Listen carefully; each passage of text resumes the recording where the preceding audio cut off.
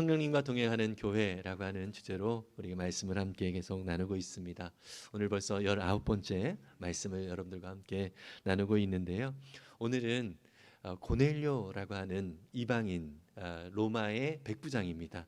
백부장이면은 100명의 군사들을 이렇게 거느리는 그런 사람이죠. 그러니까 군인 중에 이제 장교라고 생각을 할 수 있죠. 그런데 로마 사람에게 원래 베드로라고 하는 인물이 또 오늘 또 등장하잖아요. 이 사도 베드로가 이 가이사라라고 하는 지역에 있는 이 로마의 백부장 이 고넬료와 또 그의 가족들에게 하나님의 복음을 증거하는 그런 내용인 것입니다. 베드로는 유대인입니다. 당시 유대인들은요. 선민사상 지금도 그렇지만 그들은 하나님이 자기들을 택하여 주셨다라고 하는 그런 사상을 가지고 있습니다. 그래서 하나님의 사랑을 받는 존재가 바로 유대인들 뿐이다라고 하는 생각 속에 갇혀 있었는데요. 오늘 베드로의 이 경험은 사실 이방인에게 복음을 이렇게 전하게 되어지는 그러한 이제 상황이 너무나도 베드로에게는 낯선 상황입니다. 자기의 인생을 통틀어서 너무나도 이 이방인들에게도 하나님이 그들을 사랑하신다는 그 마음과 더불어서 또 그들에게 복음이 전해진다라고 하는 것, 또 무엇보다도 오늘 우리가 본문에 읽었던 것처럼 하나님께서 약속해 주신 성령이 이 이방인들에게 이 고넬료를 비롯한 그 이방인들에게 전해진다라고 하는 것, 이것은 사실 이 베드로에게 너무나도 낯선 그러한 상황이었습니다. 요즘 우리는 사실 우리도 유대인이 아니고 예수님을 믿고 예수님을 믿는 사람들에게 성령 하나님이 함께 하셔서 우리 하나님이 우리 안에 계신다라고 하는 이 표현은 성령님이 우리 안에 계신다라고 하는 표현으로 우리가 이해를 하고 그래서 성령님과 늘 동행하면서 우리가 살아가고 있잖아요. 이게 사실 우리는 너무나도 자연스럽습니다. 그렇지만 오늘 읽은 사도행전 10장의 이 베드로에 있어서는 너무나도 낯선 그러한 상황이었다는 것이죠. 그런데 이 베드로가 정말 이방인에게 복음을 전할 수 있도록 하나님께서 미리 또 준비를 해 주시거든요. 베드로가 이 가이사라라고 하는 이 이방인 고넬료의 집까지 정말 멀거든요. 한 50km 직선거리로 그렇게 되어지는데 해변길로 이렇게 걸었으면 55km 이상은 걷지 않았을까라고 하는 생각이 들 정도로 너무나도 먼 거리예요. 여러분 지금이야 교통수단이 있어서 참으로 쉽게 갈 수 있지만 예전에 55km를 간다고 하면 이런 걸어서 간다고 하면 어느 정도 걸릴까요?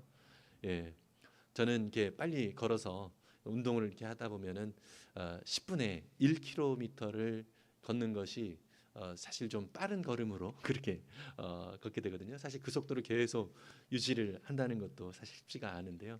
엄청난 시간이 걸려서 이 50km가 넘는 이 욥바라고 하는 곳에서 베드로가 있었거든요. 이 욥바에 있었는데 이곳에서 가이사라 50km에 떨어진 그 가이사까지 가기까지가 참 많은 거리였는데 그것을 일부러 가게 되어진 것이죠. 복음을 위하여. 그런데 가는 동안 베드로는 참 많은 생각이 있었을 것입니다. 어떤 생각이죠? 참으로 이것이 자기의 경험상 너무 낯선 것이다 보니까 정말 이것이 맞는가라고 하는 생각이 있었겠지만 그 전에 베드로를 하나님께서 환상을 통하여서 이방인들 향한 그 놀라운 그 복음의 증거를 위하여 베드로의 마음을 또 준비시켜 주는 것을 볼 수 있습니다. 여러분 우리가 지난주에도 살펴보았던 것처럼 이 복음은 유대인들 예루살렘 안에서만의 이 복음이 아니라 지난주에 우리가 사마리아까지 복음이 증거되어지는 것을 우리가 살펴보았잖아요. 사도행전 1장 8절에 우리 예수님께서 하늘에 오르실 때에 약속해 주셨던 것처럼 유대와 예루살렘과 유대와 그리고 사마리아와 그리고 땅끝에 이르기까지 너희가 증인이 될 것이다라고 하는 약속을 우리 예수님께서 해주셨습니다. 그 약속이 우리가 지난주에 사도행전 8장을 통하여서 사마리아라고 하는 지역에 이 복음이 전달되어지는 것을 우리가 살펴볼 수 있었고요. 그 당시에 또 이 유대인들의 마음속에는 이 이방인들은 마치 심리적으로 땅끝과 같은 그러한 거리감이 있는 사람들이었습니다. 그런데 이 이방인인 이 고넬료 가정에 이 복음이 전해지는 사도행전 1장 8절에서 예수님께서 하늘에 올라가시면서 약속해 주셨던 그 약속의 말씀이 성취되어지는 것을 오늘 본문을 통하여서 우리가 확인할 수 있습니다. 여러분, 이 로마의 이 장교회, 고넬료라고 하는 이 장교회 가정에 복음이 전달되어지는 이 과정을 통하여서 성령님께서 이 은혜의 문을 여실 때 또 이 교회에 하나님께서 주시는 그런 놀라운 역사하심들을 경험하게 되어지는데요. 그런 놀라운 역사가 어떠한 것들이 있는가라고 하는 것을 오늘 본문을 통해서 좀 살펴보려고 합니다. 첫 번째로 우리의 갇힌 시선이 열리게 됩니다. 사도행전 10장 34절과 35절을 보면 이렇게 말씀하고 있습니다. 이 고넬료의 가정에 가서 복음을 전하면서 복음을 전하는 처음에 베드로의 마음 상태를 얘기해 주는 거예요. 34절에 보니까 베드로가 입을 열어서 말하였다. 나는 참으로 하나님께서는 사람을 외모로 가리지 아니하시는 분이시고 하나님을 두려워하며 의를 행하는 사람은 그가 어느 민족에 속하여 있든지 다 받아주신다는 것을 깨달았습니다. 이렇게 베드로가 이 고넬료와 그 가족들에게 얘기를 해주고 있습니다. 하나님께서는 사람을 겉모습, 외모로 판단하지 않으신다는 것을 정말 마음에 깊이 깨닫고 또 그것을 선포하는 것이죠. 여러분, 하나님은 우리를 구원해 주셨을 때 또 우리를 부르셨을 때도 우리의 외적인 모습을 보지 않으셨죠. 우리가 얼마나 많이 가졌느냐, 또 얼마나 많이 건강하느냐, 혹은 우리가 얼마나 많이 또 세상 속에서 또 유명하냐, 이런 것과 상관없이, 또 반대로 또 우리가 얼마나 가난하냐, 또 우리가 얼마나 건강하지 못하느냐, 또 세상 속에서 얼마나 많이 정말 낮은 자리에 있느냐, 이런 것과 상관없이, 또 우리의 또 삶의 여정 속에서 우리가 얼마나 많은 상처와 아픔이 있느냐, 또 우리가 기질적으로 얼마나 연약함이 많이 있느냐, 이런 것과 상관없이 우리 주님은 저와 여러분들을 사랑으로 차별 없이 다가오시는 분이심을 믿습니다. 여러분, 베드로에게 이 사실을 알려주기 위하여 우리가 사도행전 오늘 뒷부분을 같이 읽었는데요. 그 사도행전 10장의 그 앞부분을 보면은 베드로에게 환상 중에 좀 보여주시는 그런 일이 있습니다. 베드로가 이제 정오 좀 배가 고픈 그런 시간이었고요. 정말 환상을 또 이제 보게 되어지는데 하늘에서 보자기에 뭐 이렇게 내려오는데 거기에 뭐가 있냐면 네 발 달린 짐승, 그리고 기는 짐승, 그리고 하늘을 나는 새들이 같이 그 짐승들이 이렇게 내려와요. 그러면서 하나님께서 뭐라고 하시냐면 이것을 먹어라 이렇게 얘기를 해요. 근데 사실은 유대인들에게 있어서는요, 여러분 레위기 11장에 보면 부정한 짐승, 정결한 짐승 이렇게 나오거든요. 근데 그 보자기 안에 있는 것들이 다 부정한 짐승이에요. 예. 그러니까 유대인으로서 철저하게 이 율법을 잘 지켰던 이 베드로에게 있어서는 사실 이 부정한 짐승을 먹는다라고 하는 것은 상상도 못하는 일입니다. 그런데 하나님이 환상 중에 그것을 먹으라고 합니다. 도저히 이것을 내가 유대인으로서 이 어려서부터 이 정결법을 잘 지켜왔던 사람으로서 나는 이거 못합니다. 아무리 배가 고파도 그렇지 못합니다. 이렇게 얘기를 합니다. 그랬더니 하나님께서 어떻게 말씀하시죠? 내가 깨끗하게 한 것을 너희가 왜 부정하다고, 너가 어떻게 왜 속되다고 말을 하느냐, 이렇게 하시면서 먹어라 이렇게 말씀을 하시죠. 그 환상을 보여주시는데 이 베드로는 깜짝 놀라면서 이 세상의 모든 정결함과 부정함의 기준은 자기가 그동안 생각해왔던 삶의 어떤 그 패턴이라든지 또 자기가 그동안 살아왔던 어떤 삶의 경험 또 환경, 이러한 것에서 결정되어지는 것이 아니라 모든 것의 기준은 하나님이시구나라는 것을 또 깊이 깨닫게 되는 것입니다. 여러분, 예수님을 믿는 모든 사람들에게 성령 하나님이 함께 하십니다. 이 성령 하나님은요, 날마다 우리 가운데 새롭게 말씀을 해주시는 분이심을 믿습니다. 우리가 특별히 말씀을 읽을 때 이 성령 하나님은 이 말씀을 통하여서 우리에게 위로를 주시기도 하시고요, 또 때로는 우리가 어떻게 살아가기를 또 원하셔서 또 삶의 길을 안내해 주시기도 하시지만, 어떤 면에서는 오늘 베드로와 같이 그동안 가지고 있었던 이 편견, 완전히 무너뜨리는, 그래서 우리의 삶의 이 시선이 바뀌기를 원하는 그러한 그 하나님께서 우리 가운데 말씀하시는 의도가 있는 경우들도 있습니다. 그래서 우리가 가져야 될 태도는 무엇이냐면, 항상 정말 하나님, 나는 고집이 너무 센 사람입니다. 나는 워낙에 편견이 많이 있는 사람입니다. 이 사실을 인정하는 것입니다.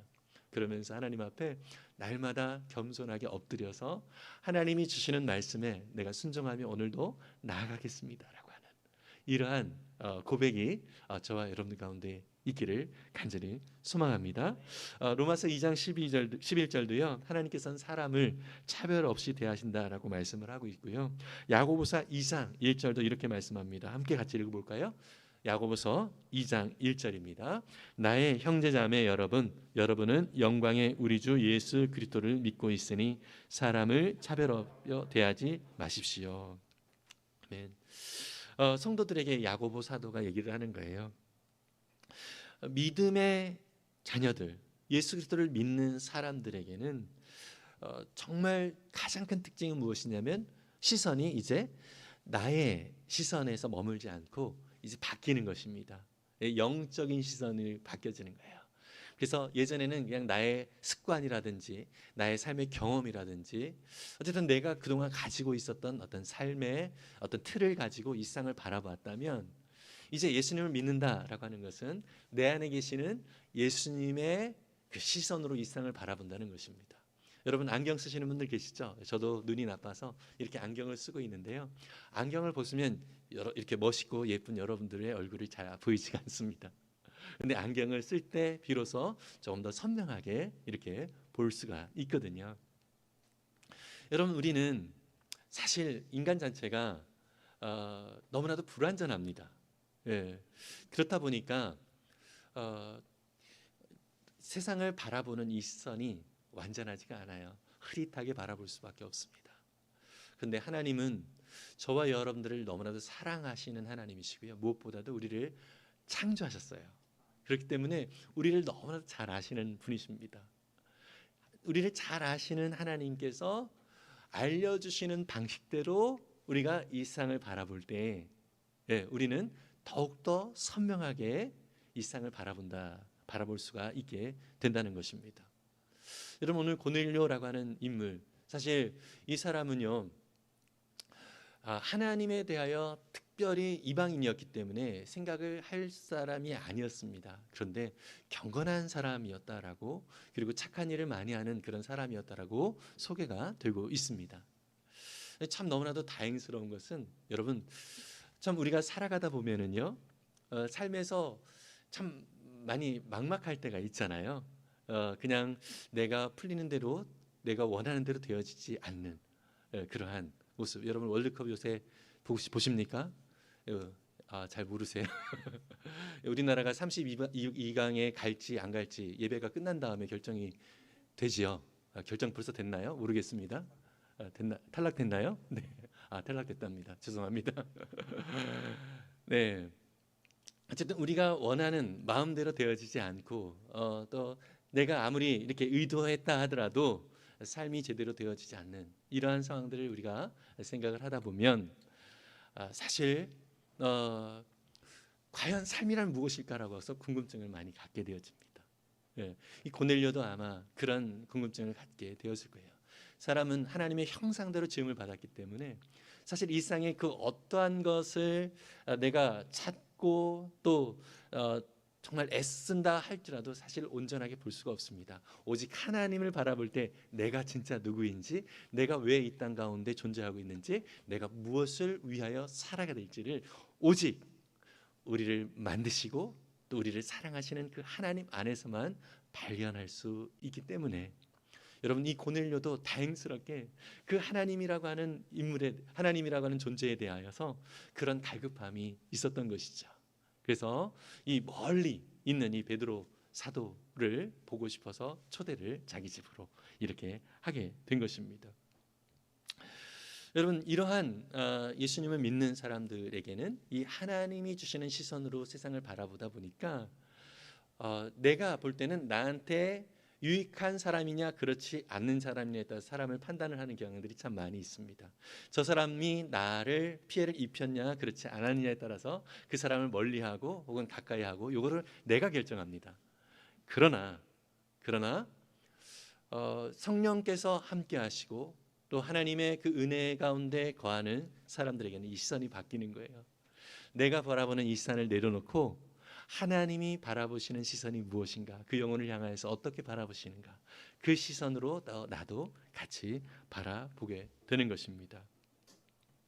여러분께서 이 모든 편견 속에 있었던 나의 시선을 이제 하나님께 맡겨드리는 그런 은혜가 있게 되는 것입니다.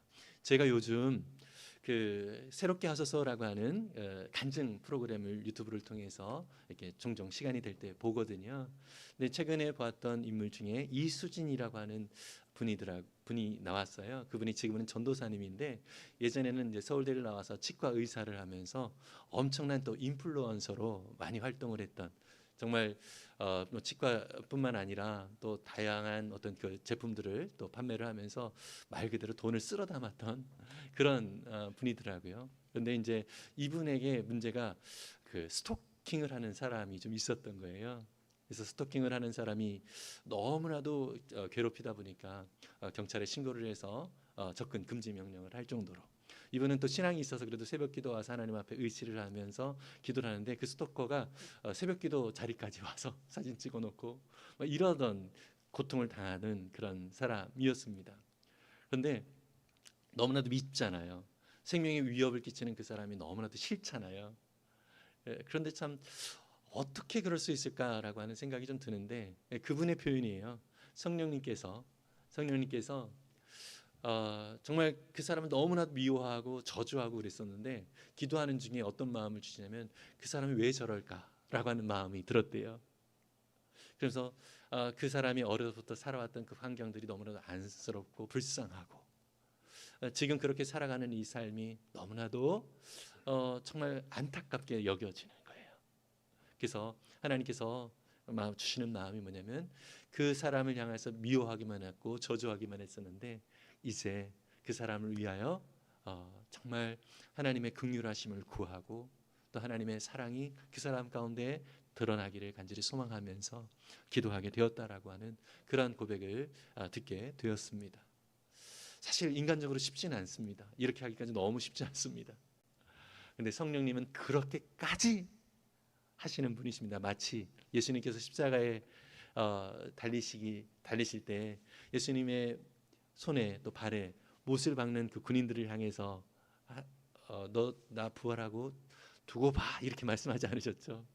하나님 아버지 저들을 용서해 주세요. 저들은 지금 저들이 하고 있는 것이 무엇인지를 잘 알지 못합니다. 알지 못해서 저러고 있습니다라고 얘기를 하는 거예요. 여러분 이것이 예수님께서 하시는 기도의 내용이었고요.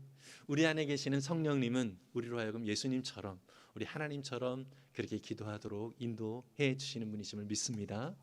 여러분 쉽지는 않지만 우리 성령님을 의지할 때 성령님께서는 그렇게까지 이끌어 가시는 분이시다라는 것이죠. 그래서 이렇게 차별 없이 또 세상을 바라볼 수 있는 그런 마음. 그래서 주님이 정말 나를 사랑하셨던 것처럼 우리 형제 자매를 그렇게 사랑하신다라는 그 마음을 내 안에 허락해 주셔서 그 마음으로 그 사랑의 마음으로 누군가를 우리 형제 자매들을 또 바라볼 수 있는 그런 은혜를 우리 가운데 허락해 주신다는 것이죠. 베드로에게도 이 이방인은요 로마 사람은 구원의 은혜 가운데 초대하는 데는 사실 리스트에 없었습니다. 그런데 성령님께서 그들 향한 사랑의 마음을 품게 하셨고 시선을 열어주셔서 복음을 또 전할 수 있는 그 자리로까지 나아갈 수 있도록 인도해 주셨다는 것, 이것은 오직 성령님께서 하시는 일이다. 이 성령님은 오늘 저와 여러분들의 삶 가운데도 함께 일하신다는 사실을 꼭 기억하시고요. 무엇보다도 우리가 참 연약하고 부족하고 고집이 세고 정말 성령님이 없으면 내 마음대로 살아갈 수밖에 없는 존재라는 사실을 기억하면서 겸손히 이 성령님의 음성에 귀를 기울이고 또 순종하며 나아갈 수 있는 우리가 될 수 있기를 간절히 소망합니다. 두 번째로 성령님께서 은혜의 문을 여실 때 교회 안에는 어떤 역사가 일어나는가? 오직 예수 그리스도의 복음만 선포됩니다. 여러분 베드로는요 고넬료의 집에서 다른 말을 세상적인 이야기를 하지 않았습니다. 오직 하나님 나라의 복음에 대하여 증거를 했고요. 예수님이 어떠한 분이신지를 증거한 것을 볼 수 있습니다. 먼저 베드로는 이 고넬료의 집에서 하나님 말씀을 전하는데요. 36절에 보니까 우리 주님이 어떤 분이신지에 대해서 이렇게 선포를 하고 있는 것을 볼 수 있습니다. 함께 같이 읽어볼게요. 하나님께서는 이스라엘 자손에게 말씀을 보내셨는데 곧 예수 그리스도를 통하여 평화를 전하셨습니다. 예수 그리스도는 만민의 주님이십니다. 아멘. 여러분, 하나님께서 이스라엘 자손에게 말씀을 보내셨는데 이 말씀이 곧 누구예요? 예수님이시죠. 예수님을 통하여서 이 상 가운데 뭘 전해 주셨어요?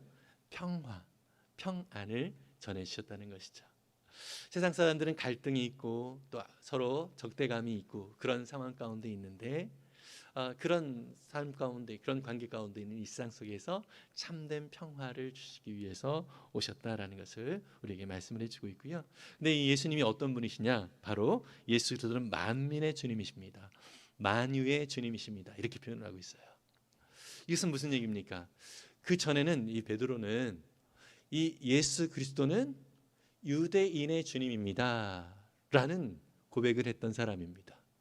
그런데 이제는 만민의 주님이십니다 라고 선포를 하고 있습니다. 다시 말해서 지금 고넬료 당신에게도 예수님은 주님이 되어 주십니다. 당신의 삶, 이 주님이라는 로드, 인도자가 되어 주시고 그 삶을 책임져 주시는 분이 바로 주님이잖아요. 그렇죠? 고넬료, 당신 이방인, 제가 처음에는 이방인에게는 주님의 사랑이 미치지 못한다고 생각했지만 이제는 생각이 달라졌어요. 성령님께서 말씀해 주시는데 하나님께서 당신을 사랑하신대요. 그리고 우리 주님께서 당신의 구주가 되어 주셔서 당신의 인생을 끝까지 책임지신대요. 그렇게 주님의 이 복음을 이 고넬료와 그 가족들에게 전하고 있는 것을 볼 수 있습니다. 그리고요, 이 베드로는 계속해서 복음을 증거하고 있는데요. 예수님이 무엇을 위하여 어떻게 살아가셨는가라고 하는 것에 대한 말씀을 해주고 있어요. 그것이 바로 38절에 나오고 있는데요. 10장 38절 우리 함께 같이 읽어보겠습니다. 하나님께서 나사렛 예수에게 성령과 능력을 부어주셨습니다. 이 예수는 두루 다니시면서 선한 일을 행하시고 마귀에게 억눌린 사람들을 모두 고쳐주셨습니다. 그것은 하나님께서 그와 함께 하셨기 때문입니다. 아멘. 여러분, 예수님께도 하나님께서 성령과 능력을 하나님께서 부어주셨다라고 말씀하고 있고요. 또 예수님은 사람들에게 다니면서 선한 일을 행하여 주셨다라고 얘기합니다. 그냥 단순히 우리가 세상적으로 말하는 착한 일이 아니라 선은 오직 하나님이시죠.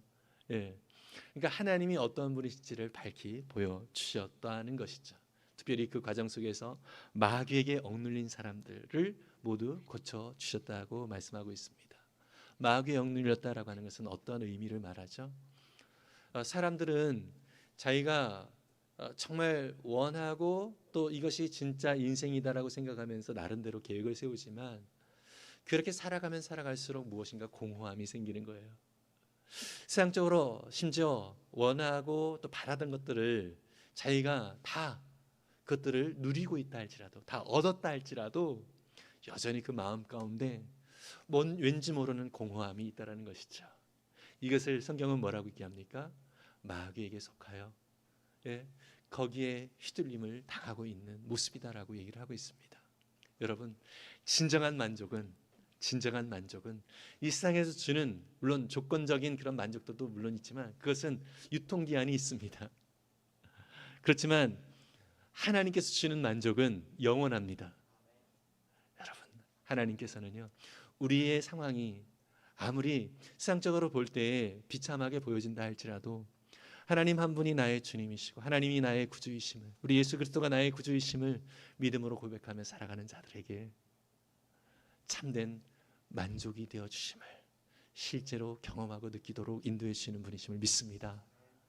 여러분, 정말 하나님만 나의 아버지이시고 우리 예수 그리스도만 나의 구주이심을 믿음으로 우리가 더욱더 우리 성령 안에서 확인하고 그 은혜 속에서 정말로 나의 삶을 신실하게 인도하시고 나의 삶을 정말로 최선의 길로 이끌어 가시는 분이심을 믿음으로 우리가 고백하며 나아갈 수 있으면 좋겠습니다. 베드로는 이 고넬료 가정에 바로 이러한 예수님이 이 땅에 오셔서 하셨던 일이 이러한 일이라는 것을 밝혀주고 있고요. 더불어서 이 예수님은 십자가에 죽으시고 부활하셨다는 것을 더 이어서 말씀을 해주고 있는데요. 사도행전 10장 39절과 40절입니다. 함께 같이 읽어볼게요. 우리는 예수께서 유대 지방과 예루살렘에서 행하신 모든 일의 증인입니다. 사람들이 그를 나무에 달아 죽였지만 하나님께서 그를 사흘날에 살리시고 나타나 보이게 해주셨습니다. 아멘.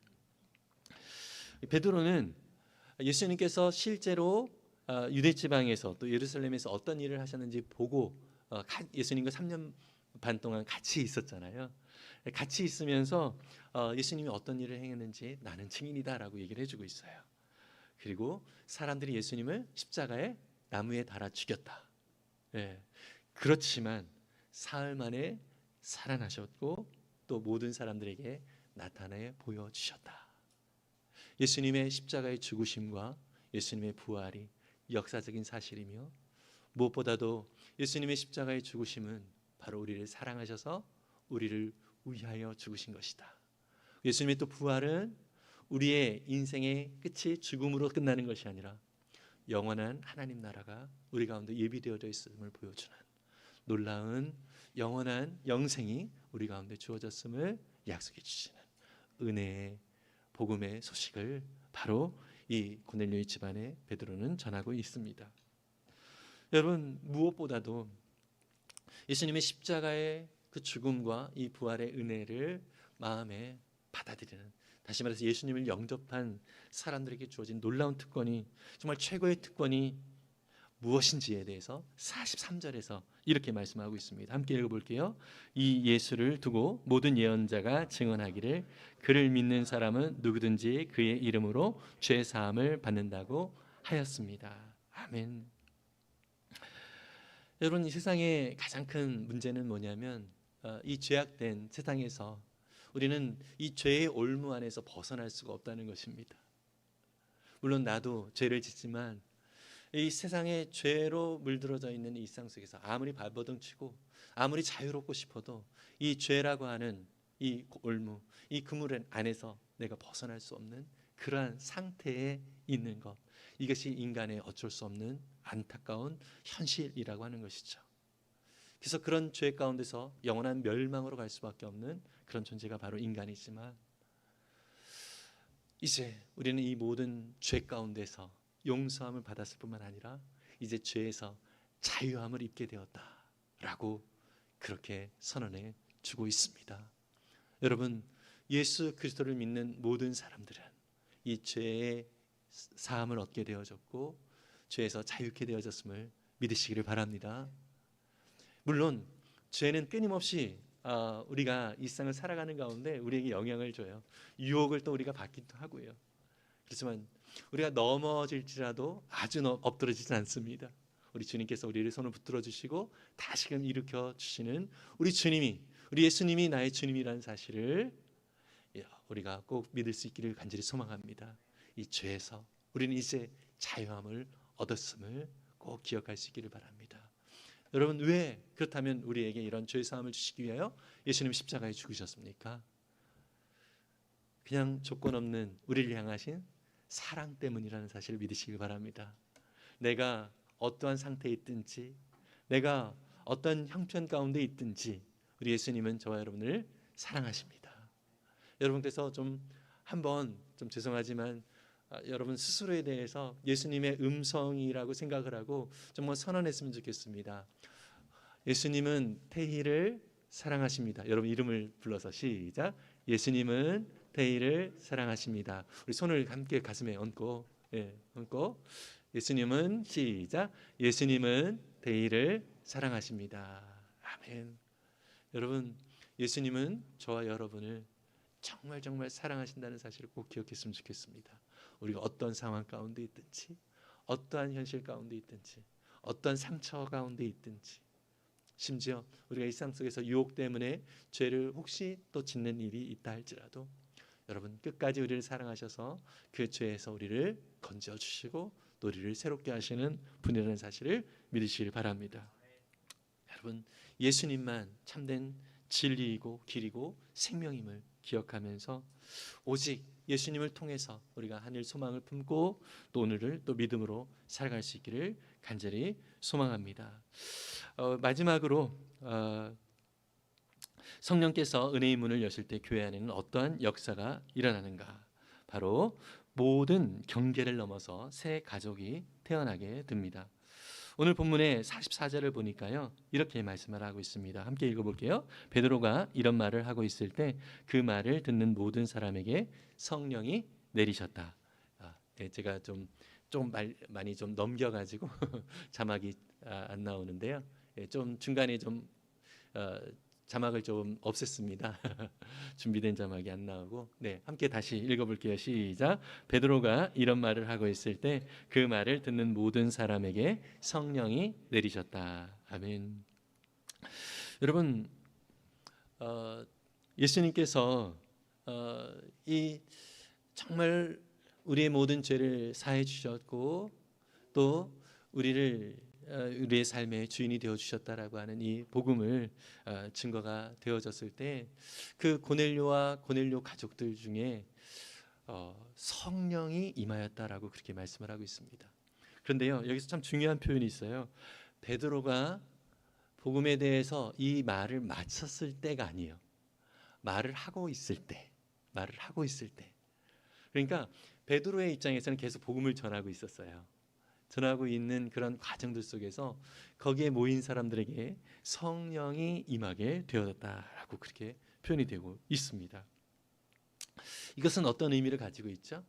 물론 베드로는 하나의 도구로서 사용이 되어지기도 했지만 성령이 각 사람에게 임하게 하시는 그러한 은혜는요 성령님의 주권적인 역사다라고 하는 것입니다. 이것은 정말 저도 많이 이렇게 경험을 하게 됩니다. 저 역시도 물론 은혜의 말씀을 또 듣고 또 성경을 읽다 보면 어떤 순서에 따라서 예를 들어서 뭐 말씀을 듣고 또 음악 틀어놓고 막 기도하고 뭐 이럴 때 물론 성령이 강하게 또 임하는 또 그런 경험도 하지만 그런 것과 상관없이 말씀을 듣다가 그냥 괜히 마음을 우리 하나님께서 이 성령님께서 나를 막 사로잡는 그런 은혜들을 혹시 경험해 보진 않았습니까? 저도 참 이렇게 또 감사하게 또 하나님의 은혜 속에서 이렇게 목회로서 또 하나님의 말씀을 여러분들에게 전하게 되어지는 이런 정말 귀한 역할을 하고 있는데요. 저도 사람인지라 어느 날은요 말씀을 딱 전해놓고 오늘 죽 썼다 이렇게 생각할 때가 있어요. 오늘 죽 썼다 이렇게 생각할 때가 있거든요. 인간적으로 봤을 때는 참 많이 부족하고 참 의도한 대로 이렇게 말씀을 함께 나누지 못한 것에 대한 그런 아쉬움이 있을 때가 참 많이 있거든요. 근데 신기하게도 그런 날에 또 은혜 받았다라고 말씀하시는 분들도 계시더라고요. 그래서 물론 말씀은 잘 준비하되 말씀을 끝까지 매번 잘 준비하되 그 결과는 하나님께 맡기기로 했습니다. 오늘도 정말 모든 이 말씀 속에서 우리 각자에게 주시는 은혜 또 성령님의 또 인도하시는 또 역사는 또 특별하게 또 각자에게 있으리라고 믿습니다. 여러분 베드로가 어떻게 잘했느냐 못했느냐 이것을 떠나서 성령님은 이 복음이 있는 자리에 하나님의 말씀이 선포되어지는 자리에 성령님은 귀하게 역사하고 계심을 믿습니다. 다시 말해서 이것은 우리 안에 성령님이 계시잖아요. 우리가 또 살아가는 이 삶이 또 성령의 은혜로 살아가는 삶이다라는 거예요. 그러다 보니까 우리를 통해서도 또 우리가 전하는 이 복음이 어떻게 보면은 좀 고급스럽지가 못하고 또 사람들에게 또 전해지는 것이 정말 제대로 잘 전해졌는가 이렇게 생각이 된다 할지라도 여러분 우리가 증거하는 이 복음을 통해서 하나님은 역사하신다는 사실을 믿으시기를 바랍니다. 이렇게 성령님이 내리시니까 이렇게 또 사도행전 47절에 보니까 어떤 결과가 이루어지게 되냐면 함께 읽어보겠습니다. 이 사람들도 우리와 마찬가지로 성령을 받았으니 이들에게 물로 침례를 주는 일을 누가 막을 수 있겠습니까? 아멘. 여러분 복음도 듣게 되었고요. 또 예수님을 영접을 했고 또 성령도 받았어요. 그러다 보니까 또 이들에게 이제 침례를 줌으로 인하여서 정말 한 가족으로서 믿음의 한 가족으로서 이렇게 영입하는 그러한 의식을 또 하게 되어집니다. 여러분 침례라고 하는 것은 물에 몸을 담갔다가 다시 이렇게 일으키는 그러한 의식이긴 하지만 사실 아주 엄청난 의미가 있죠. 물에 담기면서 나의 옛자는 십자가에 죽었다라고 하는 것을 나타내고요. 물에 다시 올라오면서는 어떻게 하죠? 나의 삶은 이제 죽은 나는 죽었고 이제 다시 거듭나서 태어난 존재다라고 하는 것을 상징적으로 보여주는 그러한 의식이 바로 침례인 것이죠. 그래서 함께 있는 사람들이 침례를 받고 우리도 이제 하나님의 구원의 은혜 가운데 있는 한 가족이 되었다. 하나님 나라의 가족이 되었다라고 하는 것을 함께 이 침례를 통해서 선포합니다. 우리 교회에서도 여러분 침례식을 하면서 어떻게 하죠? 침례식을 할 때 꽃도 주면서 축복해 주면서 함께 또 안아주고 같이 기도하고 그러면서 같이 축하를 해주는데 그 축하의 의미는 무엇이죠? 이제 진짜 우리 형제, 우리 자매는 우리 믿음의 공동체 안에 한 가족이 되었습니다. 라고 하는 것을 함께 정말 인정하고 또 격려하고 그것은 또 어떤 의미를 가지고 있습니까? 이제 형제, 자매는 우리 가족이다 보니까 우리가 함께 책임질 거예요. 이러한 의미를 거기 침례라고 하는 단순한 의식이 아니라 이것은 온 성도들이 함께 한 가족으로서 같이 맞이하는 그런 의식인 것이죠. 여러분 바로 이방인이었던 이 고넬료와 그 가족들이 어떻게 해요? 주님의 교회라고 하는 이 믿음의 영적 가족 안에 함께 들어오게 되어지는 귀한 은혜를 누리게 되는 것입니다. 에베소서 2장 13절도 이렇게 말씀하고 있죠. 함께 같이 읽어보겠습니다. 여러분이 전에는 하나님에게서 멀리 떨어져 있었는데 이제는 그리스도 예수 안에서 그분의 피로 하나님께 가까워졌습니다. 아멘. 여러분 우리는 예전에 예수님과 하나님과 멀리 떨어져 있었던 그런 존재였지만 예수 그리스도의 보혈의 그 공로로 말미암아서 이제 하나님의 놀라운 은혜로 가족이 되었음을 믿습니다. 갈라디아서 3장 28절은 또 이렇게 말씀하고 있어요. 같이 한번 읽어볼게요. 유대 사람도 그리스 사람도 없으며 종도 자유인도 없으며 남자와 여자가 없습니다. 여러분 모두가 그리스도 예수 안에서 하나이기 때문입니다. 모두가 그리스도 예수 안에서 하나다라고 얘기합니다. 이것은 차이를 없애버린다는 뜻이 아니라 유대인은 유대인이고 헬라인은 그리스인은 그리스인입니다. 남자는 남자이고 또 여자는 여자입니다. 그러나 이 모든 차이가 그리스도 안에서 사람을 갈라놓는 어떤 장벽이 되어지지 않고 복음 안에서 우리는 성령 안에서 각자 독특한 특징을 가지고 있지만 주님 안에서 하나가 되어지는 어울림의 그러한 공동체가 되어졌다라고 말씀을 해주고 있는 것입니다. 여러분 예수님을 믿는다라고 하는 것은 마치 어떤 가정의 입양이 되었다라고 하는 의미를 가진 것과 좀 비슷하다고 생각합니다. 아이가 한 가정에 입양이 되었어요. 그러면 사실 혈연으로 연결이 되어지지 않았죠. 그죠? 말투도 다르고 그리고 생활의 습관도 다릅니다. 그리고 이 아이는 처음에 그 집에 입양이 되어서 왔을 때는 너무나도 모든 것들이 낯설게 될 것입니다. 그렇지만 이 아이가 입양이 되는 순간 이 아이는 더 이상 손님이 아닙니다. 이제 가족인 것입니다. 낯설지만 여러 가지로 어색한 것들도 있지만 이제는 가족이라고 하는 것이죠. 여러분 교회는 바로 이러한 곳입니다. 교회 밖에 있는 분들이 또 교회 안에 들어오게 되어졌을 때 예수님을 믿게 되어졌을 때 사실 모든 것이 낯섭니다. 낯설지만 주님의 은혜 속에서 저와 여러분들이 이 영적인 교회 공동체의 가족이 되어졌던 과정들처럼 정말로 하나님의 그 은혜와 사랑으로 우리가 서로를 사랑하고 섬기면서 한 가족으로서의 그 은혜를 더욱더 풍성하게 누릴 수 있게 되어지는 것이죠. 여러분 그런 차원에서 저와 여러분들이 정말 주님이 주시는 그런 마음으로 우리 주변에 있는 형제 자매들을 더욱더 주 안에서 영적인 가족으로 정말 내가 여기고 있는가 스스로 좀 살펴볼 수 있기를 바라고요. 또 성령님께서 주시는 마음으로 형제 자매를 사랑하고 주 안에서 한 가족 되어졌음을 더욱더 풍성하게 우리의 삶 속에서 누리고 또 그 은혜들을 정말 주님 앞에 영광 올려드릴 수 있는 우리 모두가 될 수 있기를 간절히 소망합니다. 여러분, 성령님께서 은혜의 문을 여실 때 우리에게 주어지는 일들이 무엇인가, 우리 가운데 주어지는 역사가 무엇인가를 좀 세 가지로 살펴보았습니다. 첫 번째로 우리의 갇힌 시선이 열리게 된다는 것을 살펴보았고요. 또 두 번째로 오직 예수 그리스도의 복음만 선포되어진다는 것을 살펴보았고요. 세 번째로 모든 경계를 넘어서 새 가족이 태어나는 놀라운 일들이 이루어진다라고 하는 것을 살펴보았습니다.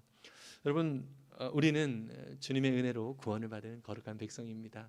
우리의 존재는 세상은 우리가 뭘 얼만큼 가졌는가, 또 우리가 얼마나 외적으로 갖춘 것이 있는가, 이런 것들로 사람을 판단하고 바라보지만, 여러분, 하나님은 우리를 너무나도 존귀한 하나님의 사랑하는 자녀로 바라보고 계십니다. 다시 말해서 우리가 있는 그곳에서 하나님은 우리를 사랑의 눈으로 바라보고 계신다는 거죠. 한편으로 또한 하나님은 그 자리, 우리가 있는 자리, 그 자리가 가정이든지, 그 자리가 직장이든지, 그 자리가 학교이든지, 그 자리에서 성령의 은혜로 믿음으로 살아가는 우리의 삶을 통하여서 하나님의 그 사랑이 흘러가기를 원하고 계시는 놀라운 은혜를 또 우리를 통해서 우리 주님은 또 보기를 원하십니다. 그래서 우리에게 성령을 주셨고, 또 우리에게 성령대로 살 수 있도록 순종할 수 있는 마음과 또 그 살 수 있는 능력도 주시는 분이시라는 사실을 꼭 기억했으면 좋겠습니다. 이것은 마치 여러분, 하나님이 모든 것들을 창조하시고 생육하고 번성하여 땅에 충만하라고 그랬잖아요. 보시기에 좋았더라 했으면서 땅에 충만하라라고 얘기했어요. 이것은 무엇이냐면 에덴 동산에 사람들을 통하여서 이 세상에 정말 충만한 그 하나님의 이 에덴의 기쁨이 충만히 넘치기를 원하셨거든요. 그래서 사람을 창조하셨단 말이죠. 그런데 죄가 이 사람이 그 기능을 할 수 있는 모든 기능들을 다 막아놨어요. 사람들이 있는 그곳에서 충만한 은혜가 흘러가지 않고 상처와 아픔들이 막 흘러가게 되어지고 다툼과 갈등이 생기게 되어지는 그런 일들이 벌어지게 되었습니다. 그러나 이제 여러분, 저와 여러분들이 있는 그 자리는 성령 하나님께서 도와주시면 우리를 통해서 하나님의 사랑과 은혜가 흘러가게 되어질 줄 믿습니다. 그래서 이 세상은 마치 창세기 11장의 바벨탑의 사건처럼 뭐라고 했습니까? 바벨탑을 건설하면서 우리 온 지면에서 흩어짐을 면하자, 이렇게 얘기죠. 우리끼리 살자, 잘 먹고 잘 살자, 이거예요. 우리 것 잘 보호하자, 이것이 바로 바벨탑 사건의 사람들의 의도였거든요. 그런데 하나님은 어떻게 하셨죠? 그것을 흩으셨습니다. 그것이 하나님의 뜻이 아니기 때문이라는 거죠. 여러분, 내 안전과 나의 영역을 그냥 보호하기 위해서 애쓰는 그런 삶이 아니라 저와 여러분들은 우리에게 주어진 이 삶을 통하여서 하나님의 은혜가 자꾸 흘러갈 수 있도록 복의 통로로서 우리가 존재하고 있다는 사실을 꼭 기억하시기를 바랍니다. 그래서 이 은혜의 문이 또 성령님께서 우리로 흘려 보낼 수 있도록 열려지게 되어지는 귀한 역사, 이후로도 더욱더 풍성하게 경험할 수 있는 저와 여러분 될 수 있기를 간절히 소망합니다. 우리 말씀을 기억하면서 물이 바다덮음 같이 찬양하겠습니다.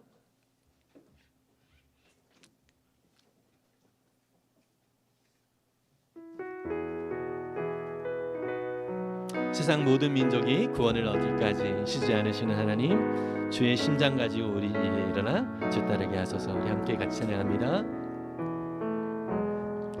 세상 모든 민족이 구원을 얻기까지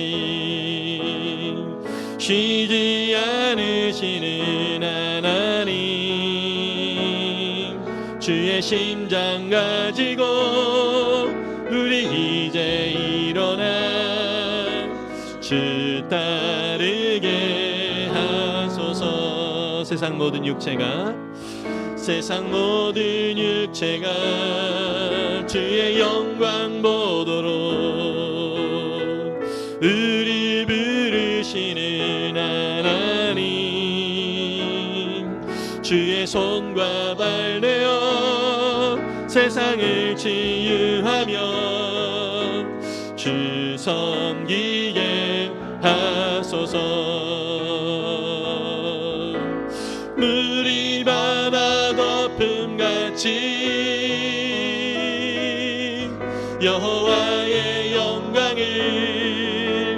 인정하는 것이 온 세상 가득하리라.